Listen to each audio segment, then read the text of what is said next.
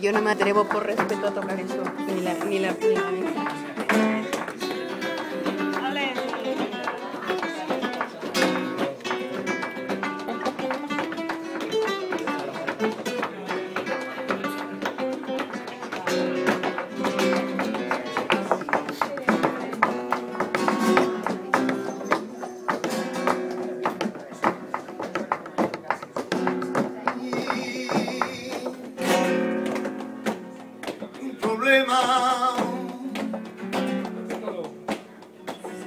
Se presenta en mi casa, no sé lo que hacer.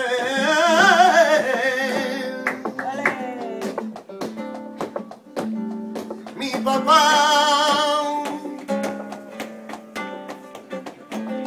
se ha cruzado un amor en su vida, y aunque a mí me parezca mentira, el divorcio lo va a separar, lo que pagamos la cuenta final. Yo y mis hermanos lloramos de pena.